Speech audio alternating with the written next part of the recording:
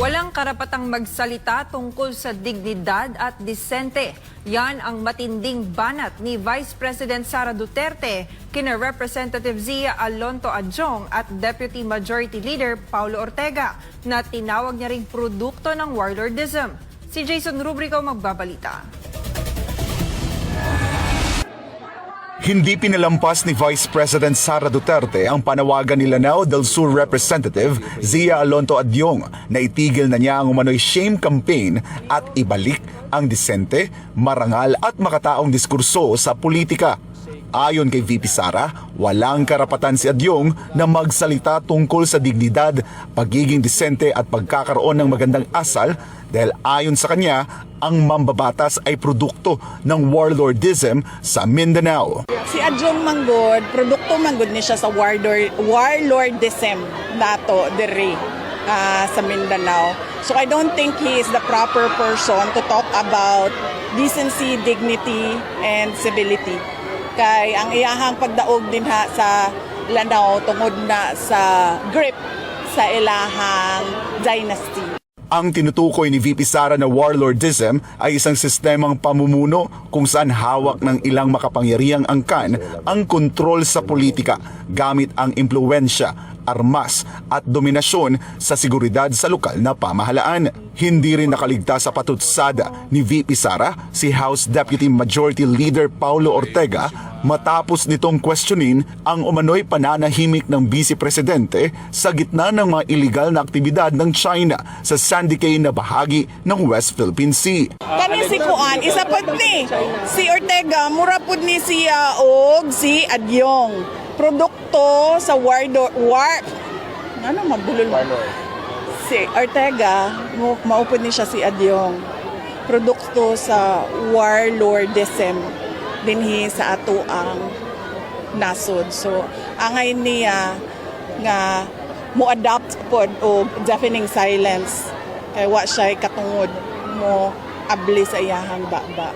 Sinagot din ng bise ang sinabi ni Ortega na tila mas aktibo daw siya sa pagbatiko sa mga kaalyado ng administrasyon kaysa sa pagtindig laban sa mga kilos ng China sa loob ng teritoryo ng Pilipinas. Iginit ng pangalawang Pangulo na malinaw naman ang kanyang paninindigan. Hindi ba obvious nga na ako diri sa Pilipinas nagapangampanya para sa mga kandidato para sa ato ang nasod?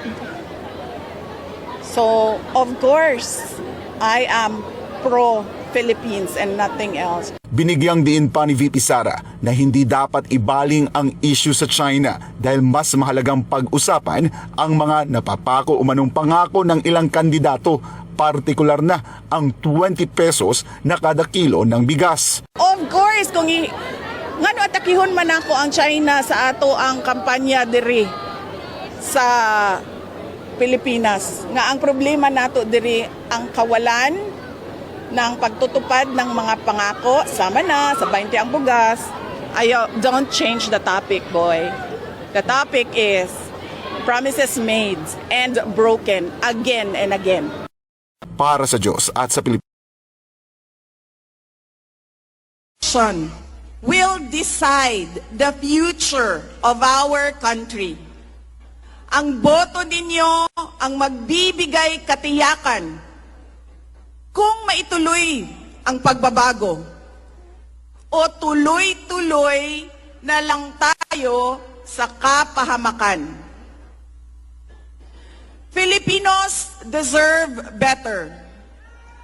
Nagpapasalamat ako dahil nandito pa rin kayo at nakikinig sa akin. Sa kabila ng kaliwat kanan na paninira nila.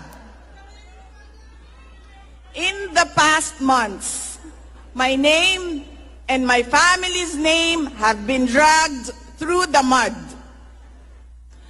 I have repeatedly said it before, and I will say it again now.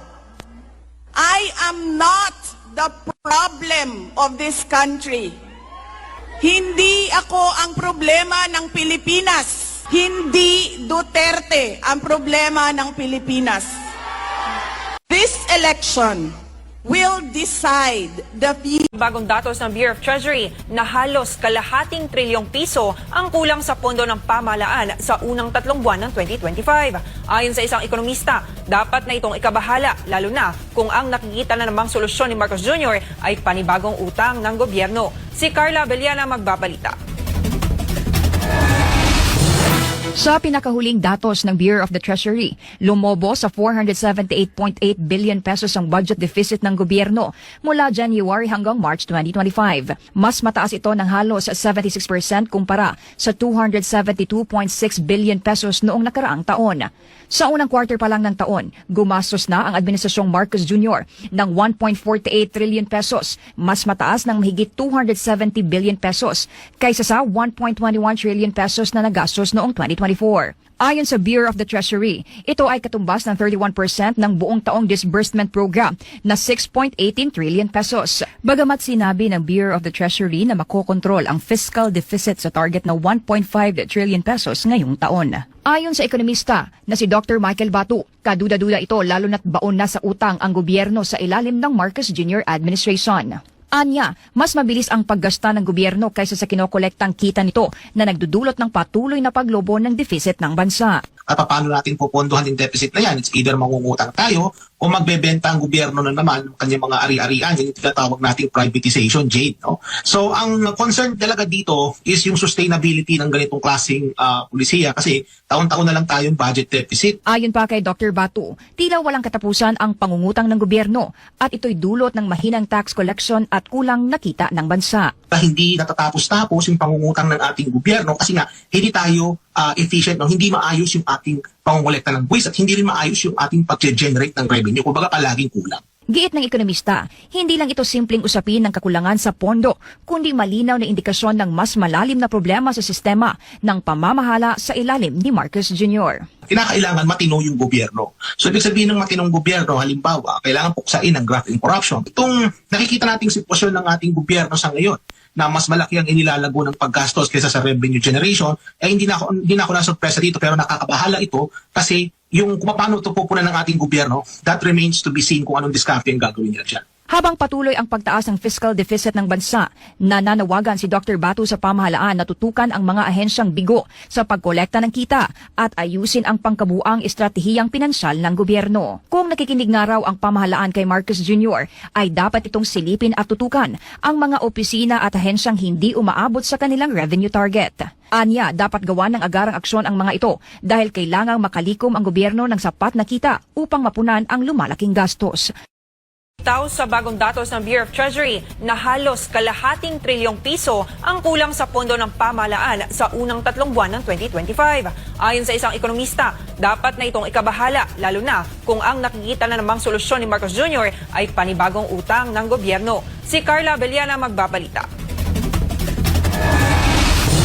Sa pinakahuling datos ng Bureau of the Treasury, lumobo sa 478.8 billion pesos ang budget deficit ng gobyerno mula January hanggang March 2025. Mas mataas ito ng halos 76% kumpara sa 272.6 billion pesos noong nakaraang taon.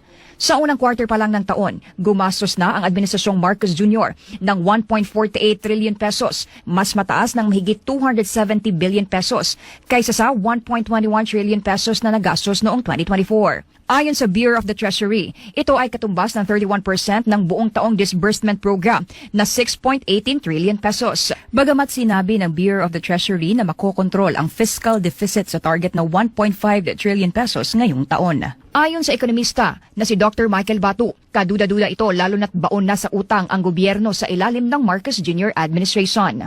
Anya, mas mabilis ang paggasta ng gobyerno kaysa sa kinokolektang kita nito na nagdudulot ng patuloy na paglobo ng deficit ng bansa. At paano natin pupondohan yung deficit na yan? It's either mangungutang tayo o magbebenta ang gobyerno na naman ng kanyang mga ari-arian, yung tinatawag nating privatization, Jade. No? So ang concern talaga dito is yung sustainability ng ganitong klaseng pulisiya kasi taon-taon na lang tayong budget deficit. Ayon pa kay Dr. Batu, tila walang katapusan ang pangungutang ng gobyerno at ito'y dulot ng mahinang tax collection at kulang na kita ng bansa. Hindi natatapos-tapos yung pangungutang ng ating gobyerno kasi nga hindi tayo efficient, no? Hindi maayos yung ating pangungulekta ng buwis at hindi rin maayos yung ating pag-generate ng revenue. Kumbaga palaging kulang. Giit ng ekonomista, pondo, kundi malinaw na indikasyon ng mas malalim na problema sa sistema ng pamamahala sa ilalim ni Marcos Jr. Kinakailangan matino yung gobyerno. So ibig sabihin ng matinong gobyerno, halimbawa, kailangan puksain ang graft and corruption. Itong nakikita nating sitwasyon ng ating gobyerno sa ngayon, na mas malaki ang inilalago ng paggastos kaysa sa revenue generation, hindi na ako nasurpresa dito, pero nakakabahala ito kasi yung kung paano ito pupunan ng ating gobyerno, that remains to be seen kung anong diskarte ang gagawin nila dyan. Habang patuloy ang pagtaas ng fiscal deficit ng bansa, nananawagan si Dr. Batu sa pamahalaan na tutukan ang mga ahensyang bigo sa pagkolekta ng kita at ayusin ang pangkabuang estratehiyang pinansyal ng gobyerno. Kung